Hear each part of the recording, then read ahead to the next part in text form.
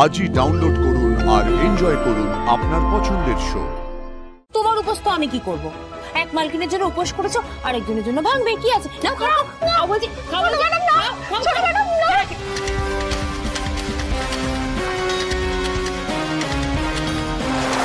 ছোট ম্যাডাম, আপনার খাবার।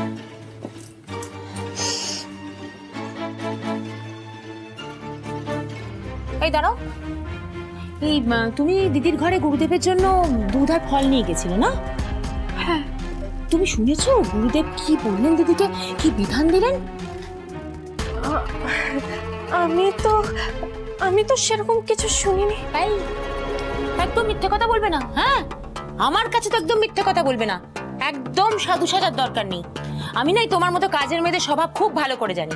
তোমরা এই মালিকের ঘরে এটা ওটা ছুতো করে গিয়ে ঢুকবে, তারপরে মালিকরা নিজেদের মধ্যে কি কি কথা বলছে সেগুলো শুনে সারা পাড়ায় রুটিয়ে বেড়াবে। তাই আমার সামনে না এই নাটকটা করার দরকার নেই। বলো, ঠিক করে বলো তো তুমি কি কি শুনেছিলে? সত্যি বলছি ছোট ম্যাডাম, আমি কিছু শুনিনি। আমি কিছু শুনিনি? তুমি কিচ্ছু শোনোনি বাপু? তা সত্ত্বেও তুমি জানতে পেরে দিলে যে দিদি উপোস করছে, এত কঠিন উপোস। আবার তারপরে দিদিকে ইমপ্রেস করার জন্য তুমি নিজেও উপোস করতে শুরু করে দিলে। হ্যাঁ, কি ভাবো আমাকে বোকা? তোমাদের মতো কাজের মেয়েকে আমি খুব ভালো করে চিনি। ভুলে যেও না তুমি কাজের মেয়ে এই বাড়ির। হ্যাঁ,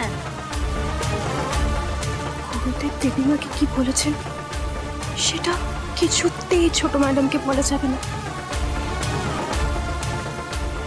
ছোট ম্যাডাম, আমাকে মনে হয় দীপালি পিসি রান্নাঘরে ডাকছে। আসলে কালকে মহাভোগ বানানোর প্রস্তুতি চলছে তো, তাই আর কি। আমি যাই। হ্যাঁ হ্যাঁ, দাঁড়াও। আমার না একটা কথা হঠাৎ করে মনে পড়ে গেল, জানো তো? দেখি তো তোমার মনে আছে কিনা। কোন কথা? মনে আছে তুমি যেদিন প্রথম গাঙ্গুলি বাড়িতে এসে রান্না করেছিলে সবার জন্য? আমার খাবারটা না একেবারে লবণে পোড়া ছিল গো। তাই ভাবছি আজকের খাবারটাও না লবণে পোড়া হয়।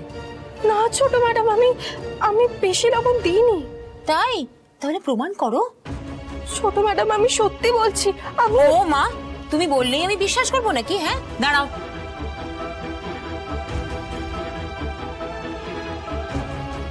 দেখি, খাও দেখি। না না ছোট ম্যাডাম, আমি খেতে পারবো না। কেন? ছোট ম্যাডাম, আপনি তো জানেন আমার উপোস। ও মা, তোমার উপোস তো আমি কি করব? এক মালকিনের জন্য উপোস করেছো, আর একজনের জন্য ভাঙবে, কি আছে? নাও খাও, খাও বলছি, খাও ম্যাডাম, না ছোট ম্যাডাম, না।